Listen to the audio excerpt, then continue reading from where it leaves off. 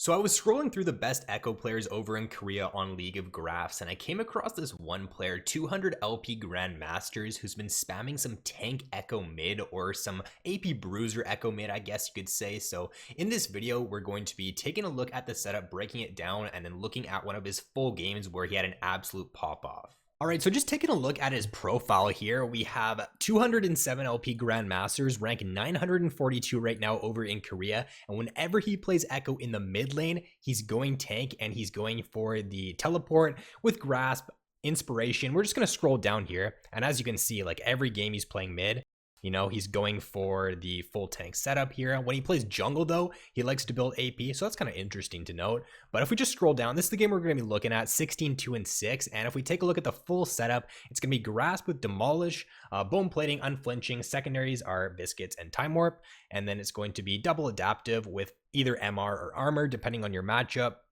For the skill order here, it's going to be Q at level 1 in range matchups, but I'll just pull up a melee matchup here. If we take a look, when he's playing against like Silas or something, he'll actually start the E level 1. Okay, so that's something to know. What you can do in those melee matchups is that you can start charging your Grasp proc up on minions, and then when you have it available, right, you E in, you proc Grasp, and you got your Bone Plating too, right? So you can actually out-trade really well level 1 with this whole setup here by just starting with E in those melee matchups. When he's up against a range matchup though, like Orianna right here, as you can see, he takes Q because he's not going to look to aggressively trade onto Orianna the level 1 there. But you could even take E, like if you're confident enough and you want to go for a trade up against a range mid laner level 1, you could do that. And then if we just look at the complete build here, it's going to be Corrupting Potion start, Dark Seal, and then he's going to go into a Sunfire Cape first. So Sunfire Cape first there. He was snowballing this game, so pick up on his Jais when you're snowballing. And then it's going to be Ionian Boots, into a Demonic Embrace, and then Cosmic Drive. So just like a pseudo tank build, you know, you go for the Sunfire Cape as your tank option, but then you go Demonic Embrace, so you have some more damage there. You also go Cosmic Drive, a little bit more damage, but also like more tankiness because of the HP. So yeah, that is what the build, the whole setup is looking like that he is running on his Ekko. Alright, so let's just take a look at how he plays the early lane phase here. What most Ekko players are going to do is play it relatively safe at level 1. You know, that's pretty standard. You don't want to be looking to trade too aggressively with Ekko until at least level 2. Like, you don't really have the ability to trade, especially in range matchups at level 1. So sitting back, looking to get the 3 CS there with your Q is just very standard stuff. So that's what he's going to do there. And he gets all 3. So, you know, if you can get 2, that's usually great. If you can get all 3, you know, that's obviously the best, but just aiming to get at least 2 of those 3 melee minions on the first wave there. It's definitely something you should be looking to do every game. And then notice how he's just sitting far back here, right? You're going to miss CS early on in the laning phase with Ekko in these range matchups. Just trying to throw out Q, pick up as much CS as possible. If you only get, a couple CS on the first wave, that's completely fine. Ekko's early game is definitely his weaker point, so as long as you can get past that, scale into your mid-game spike, then you're going to be set in most of your games. So you can see there, 5 CS on the first wave, so that's like nothing at all. And you got Shaco in his lane here as well already too, so, jungle pressure already coming through for the enemy team, which is especially annoying. But just trying to sustain as best he can. He's already had to use 1 Corrupting Potion so far. Gonna go in for a trade there. Messed up the combo, unfortunately. That would have been a really nice trade if he didn't mess up the combo there, but now he's got a flash, so that happens, right? We're always going to mess up an EQ combo for here or there. Happens to all Ekko players. A little bit unfortunate there that it happened, because if he hit the Q right, wouldn't have had to burn flash in that situation, because he would have procced his passive faster and he would have just been able to run away a lot quicker. So it's a little bit unfortunate there, but it's all good. You can notice Orianna running out of mana here now. He's out of potions as well. Gonna look to rotate over here and help Shaco out. See what happens in this situation. Orianna she's only got enough mana for like a QW, and luckily enough, wins the coin flip there. Warwick ends up killing Shaco, so now he can base TP back to lane, and I assume it's gonna be a Dark Seal in the first place, right? We already looked at that. Is Warwick gonna stop his base? Oh man, why would Warwick drag the buff like that? If that stopped my base, I would have been so annoyed in that situation. So he actually doesn't have to TP back to lane here. This is something to note for sure, because the wave is actually That's interesting. It's kind of in a really weird spot here to where it's probably just gonna, you know, stay in this area for a while. It's hard to tell which way it's going to be pushing just because the wave is very even. It should be pushing towards Orianna though, so he does end up missing like a little bit there, but it's not the end of the world. You generally, if you're only gonna miss like 2 CS, generally like using your TP to get back to lane is not worth it for just those 2 CS, so that's why he didn't end up using it there. Alright, gets the Orianna flash, Warwick dies. You can see though, you know, with the bone plating and with the, you know, the corrupting potion, the time warp, the grasp, like he's just pretty tanky. Alright, we'll just take a look at this play one more time here and see how this unfolds. The wave is in a really bad spot for Ekko right now. Like he wants to get it pushed into Orianna's tower or else he's going to end up missing like this next full wave here pretty much. Misses the cannon, but he doesn't want to have to rotate over here because he's going to miss the next full wave now if he tries to fight in the river here. And like, you know, they're not really getting anything out of this. Warwick even dies. So honestly, what Warwick should have done in that situation is he doesn't want to try to skirmish in the river. He at least wants to wait for Ekko to be able to push the wave under tower, because Ekko ends up missing a full wave in that situation. Yeah, he misses a full wave because he needs to get it pushed into Orianna's tower before he rotates there. So that's a little bit unfortunate. You know, down 10 CS at this point. Looking for a W from the Fog of War, that's a really standard thing you should always be looking to do on Ekko. Whenever you get a wave pushed in, especially in lower elos, like mid laners just won't expect it, dip into the bush there and just use a W from Fog of War, and you're going to pick up a ton of kills by doing that.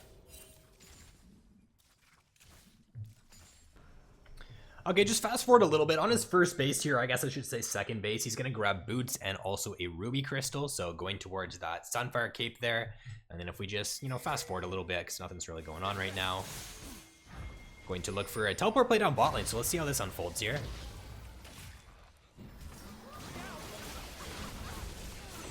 Okay. Gets the stun. How close is he to 6? Oh, he gets 6. This is clutch. I was gonna say, how close is he to 6?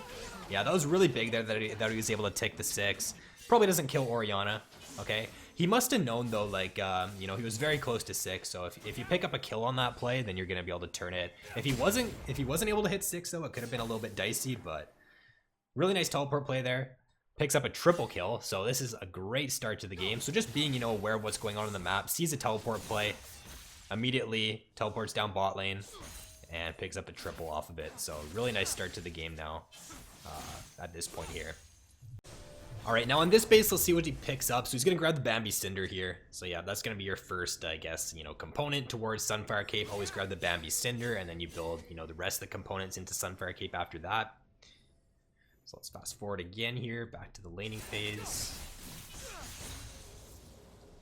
I'd be interesting to know, actually, if you can one-hit the back wave with your Q. That's something we'll have to keep track of throughout the game here. I guess the Sunfire Cape will deal a little bit of damage to the back wave there, but here's the Demolish proc. Okay, so we get 2 plates off of this here with the Demolish. So good value to Demolish so far this game. That was really nice. We get ourselves what, 320 gold there, 160 a plate. Looking for a rotation play over because it looks like the enemy's pretty overextended. So let's see. It doesn't look like anything ends up happening here. Let's see. All right. Messes up the EQ combo again there, but probably expected Orianna to juke backwards, so it's all good. He should probably just go back to mid here. I mean, yeah, he's kind of indecisive in this situation as to what to do.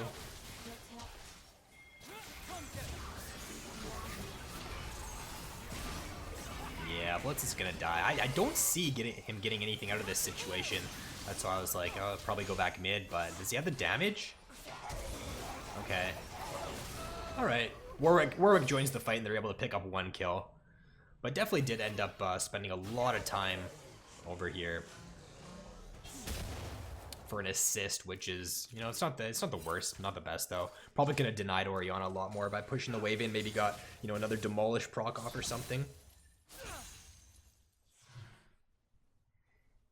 Alright, he's got to be, actually, never mind. The Warwick's on his team. For a second, I thought the Warwick was on the enemy team, so we had to be careful, but he's all good. So yeah, just looked, whenever you need to hard shove a wave in as well, really good thing to do with that go is just plant your W down. Just use your W, like, on the wave so that you can walk up. Oftentimes what the enemy laner will do is when you use W, they're just going to start backing away because they think you're using it on them, right? So if you just need to hard shove a wave out, just always use your W on the wave. You should never really just hold it. There's no reason to hold it.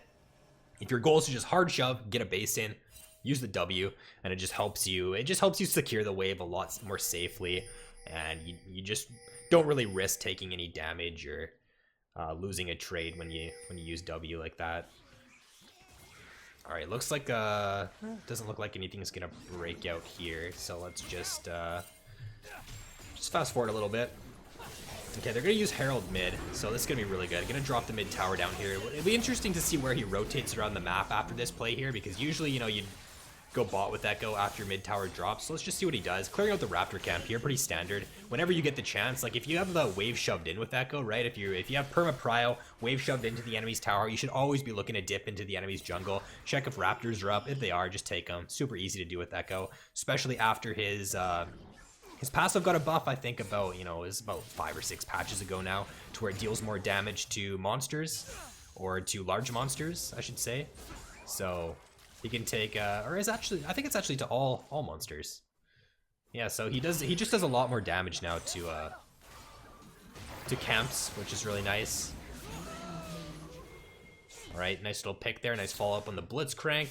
Good roam by Blitz, and it looks like he's gonna go back to mid here for now. Samira died bot lane.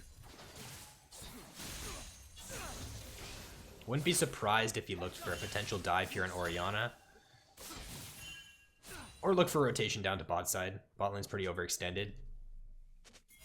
Yeah, this is a good collapse here on bot lane, so they should be able to pick up a double kill here. It looks like on the whatever this thing's called, the timeline. There's a kill coming up here.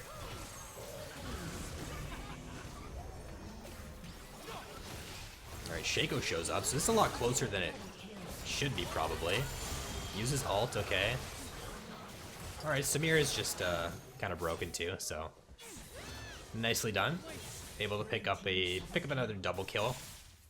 And then I assume he's just going to stay bot now and just keep pushing. I mean, there's plates available bot. This could actually be really, really big for him. This is so big here. If you can, like, get mid tower down before 14 minutes, okay, he's not going to push, really. Huh. Interesting he doesn't go for a plate there in that situation, because he's got demolished. The enemy team, he knew they were dead, right? So they couldn't be on the map right away there. Let's see what he does here. Is he looking for a TP play or something, or what's he doing? Maybe he's just... Okay, he's TPing mid. I don't know, maybe he was waiting for an item. I wasn't watching the item slots there. Maybe he was waiting for an item or something. But yeah, he's got Sunfire Cape now and Majai's. That's probably his thinking behind getting a base in there. He had so much gold, right? So there's no reason to stay on the map and delay your item spike. Get a base in, grab your Sunfire, grab your Majai's, and then get back on the map and just continue to extend your lead. So let's just see the damage here. The damage honestly isn't too bad. Half HP with a combo with Sunfire Cape. I guess he's got Majai's as well though, and a Blasting Wand, so. Alright, that's the wrong Shaco. Alright, another reset. Let's see what he buys on this base. So it's gonna be the Ionian boots there. Okay. And then, yeah, it's going to be split push bot here. He doesn't have teleport available, but there isn't really an objective coming up soon that he needs to be, like, topside for. Baron's not coming up for a while, so he's fine to be bot here without teleport. Let's see if he tries to trade onto a Kali here. He should be able to. I mean, a Kali hard counters Ekko for this reason right here, to where you try to jump in and she just shrouds, and you can never proc your passive, which is just so annoying. But it should be down right now. Maybe he looks to go in. No, he's probably not going to look to trade with Akali. I mean, he's 7-0. Akali's 2-2, but Akali's just so strong. Can't look to go in there, really. Okay, looking for a rotation over to mid. So that's kind of, you know, standard stuff with Ekko. You shove out bot wave, right? If you see something going on mid, you look for rotations. You can't just rinse and repeat that in the mid game. And he gets a 700 shutdown there, so that's really big.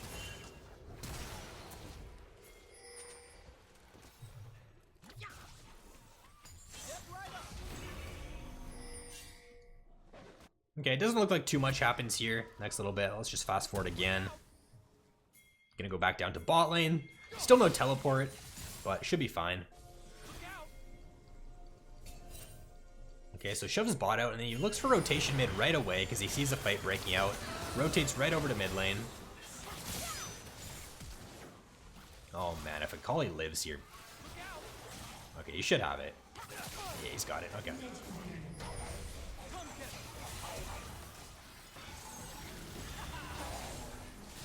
He's gonna chase this. Let's see. Should be able to. Let's see the damage here. So I mean, there's a Yuumi, right? So the damage isn't gonna be that great with a Yuumi on top of Orianna with the Orianna shields and the Yuumi heals and the Yuumi shields. Maybe if he had Oblivion Orb, honestly, he could have probably killed Orianna. But just the healing from Yuumi there is just too gross. Can't break through it. All right, but heads back bot here, pushes out this wave, and then let's see if he goes for tower. No. I mean, it's a little bit risky. He's pretty low on HP here, so just get a reset in. Likely is enough for Demonic Embrace, honestly. 1,600 gold here on this reset. Yep, got that Demonic Embrace, so he's spiking super hard right now. Demonic Embrace, Sunfire Cape with a 22 stack Majais and then Ionian Boots as well. Super strong. Okay, let's just slow this down a little bit now. So Blitzcrank runs it down, goes in, procs passive, baits out the Orianna ult. Nicely done. Dragon spawning here in about a minute, so that's going to be the next play. Okay, always playing in those Fog of War pockets, right? You notice how he dips in behind the wall there, looks for the W behind the wall, so that the enemy can't see him using W. So that's always something you want to do as well with Ekko. Ends up going down there because this Tristana, man, 11 and 5, and Jesus, this bot lane is just insanely fed. Tristana's 12 and 5, and Yumi's 4, 3, and 17. So this is he ends up winning this game, but this is actually this must have been like a 1v9 carry then, because the enemy bot, like I don't know how you actually win with a Tristana Yuumi this fed. Must have been some sort of throw or something. Alright, let's fast forward up again a little bit here. Likely they don't contest this dragon just because they have no vision right now. Okay, oh, this is probably how they throw. Okay, nice pick. Yeah, okay, really well done. So gets the pick onto Tristana, gets the kill onto Yuumi, and that's really the only way they win, right? So if we just actually go back there, let's watch that again. And just see how he's kind of predicting that they're sitting in the bush, right? Using those predictive Ws, there's really no reason not to use them, right? So let's just go back here. We'll take a look at this. So you can use W for vision as well, right? That's something you should always be looking to do. You never want to like face check into bushes with Ekko. If you're walking into Baron or walking into Dragon, never face check. Always like use the W if you're unsure if the enemy's there. So right here, he doesn't have vision. Let's actually just toggle the vision. Or does he have vision? No, he doesn't have vision because they're sweeping, right? So no vision there. And then he uses it. Oh, that was so well done. He uses it as he's like moving towards mid lane. Did you guys see that? Let's actually just go back here a little bit further again. So he kind of like almost hides it in a way that you wouldn't expect him to use it over in the bush here. Notice how he uses it right now, but it's over here. So even if, right, the enemy like saw him use W, they probably would have expected him to use it like over here or something. But he sneakily uses it over into the bush here. Doesn't know that the enemy is, or does he know? Is there a ward? Wait. Did they use a Farsight right here? Is that how he knew? Hang on. Is the Yuumi and Tristana just trolling here? Is that what's going on, or? Let's just see. Okay, so Farsight goes down from Samira, it looks like, and then they don't, so they, okay, they knew they were in there. They knew they were in there from the Farsight, so that's why he uses W.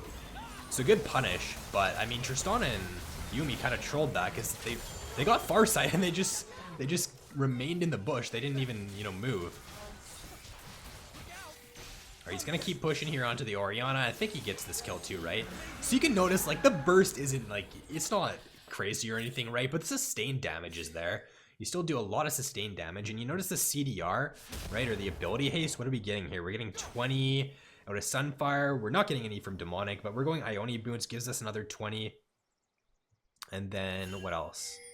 So yeah, I guess we're only getting like 40 ability haste, which isn't a ton. Oh, he does do Cosmic Drive though. So Cosmic Drive is the next build, which would pump that ability haste up to 80. So yeah, it's just more of a sustained damage setup here for sure with this build.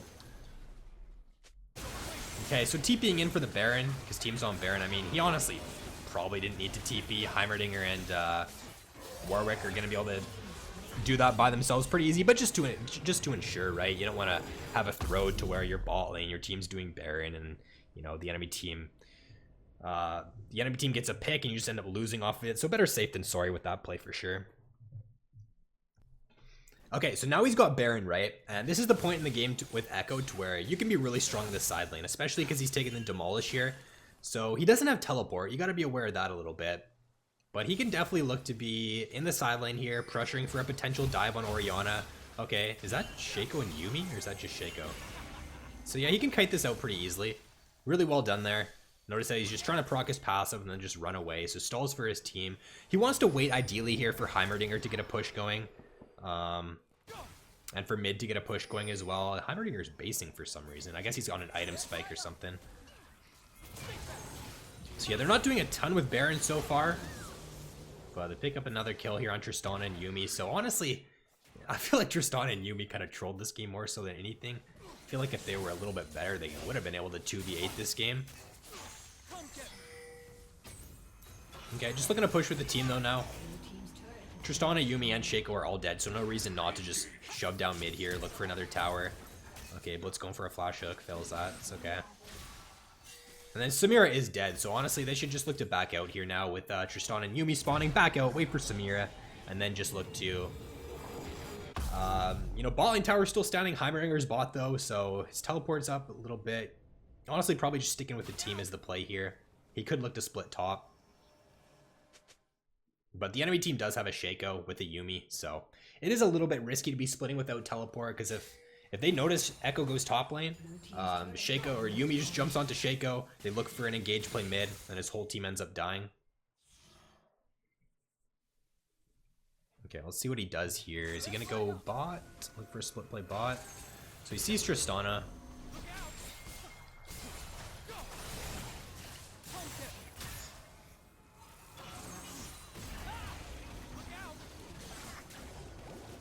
Alright, so tags the Tristana there. Not able to get anything though.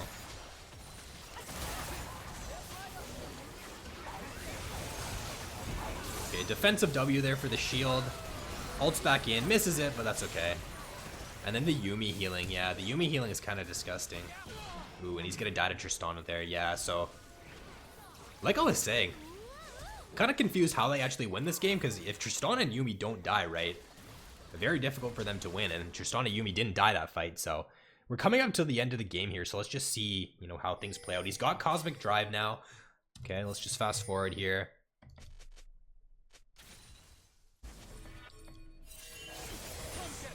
Okay, so TP's in, and let's see what happens here. So just looking at zone. This is what you can do with Ekko too. Whenever you're fighting around Dragon, you should just be looking to pop your sweeper, right? That's one thing we didn't talk about either, is that, you know, you should always have a sweeper in the mid to late game with Ekko.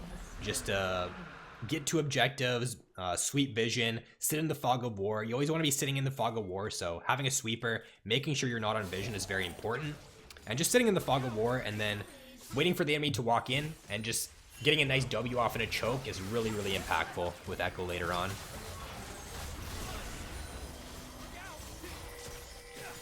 Okay, gets the kill into Shaco there. So you can notice the damage isn't too bad. I mean, he has 3 items, so it honestly probably wouldn't even matter too much at all what he built this game, but he's super tanky, still deals quite a bit of damage. Now let's just see here. Baron's coming up very soon, which it looks like where the next fight happens. Nothing probably, like I assume he's gonna get a base in here now. Let's just see. Yeah, they're just trying to back away. Grab blue buff, get a base, then go towards Baron. So yeah, let's just fast forward right up to this. And this should take us to the end of the game here. So we'll just slow this down now and just let this play out. So he's gonna steal this? No way. Okay, so I guess that's how he wins. That's you know, how you beat Tristana Yuumi. You make a heroic you know, 1v9 Baron to steal. Perfect timing too. Like, he came in at the exact perfect time for that steal, man. Like, you couldn't have asked for better timing, because the Baron was what? It was like getting super low. Let's just watch this again. This deserves to be watched a couple more times at least. So yeah, perfect timing. Does he just get it with E? It's just E, isn't it? Or is it Q? Hang on, let's slow this down here. So what I was gonna say is that with Ekko, his Baron stealing potential is absolutely insane with your passive now, because your passive deals an immense amount of damage to objectives, but he doesn't even steal it with the passive proc. It's just like an EQ here. So what you normally do in this situation, okay, if you're looking to steal Dragon or Baron with Ekko, is you sit at the edge of the pit here, you'd throw a Q out, get 2 of your passive stacks on the Baron, and then when it gets to about 1.5k, you can E in, and it's gonna kill Baron, or even like 1.7k. It deals that much damage to monsters now. So that's something to keep in mind just for your future Ekko games, is that his Baron stealing power with a passive proc is really insane. But let's just play this out here. Put it down to 0.25 times, and I think it's a Q. It's either a Q or E. It's very hard to tell, but nevertheless, he steals it. And man, Orion actually got a very nice ult in that fight, but it didn't really matter because he kills Tristana. So yeah, that's gonna be the end of the game. I just want to watch this one more time here. Let's just watch it one more time.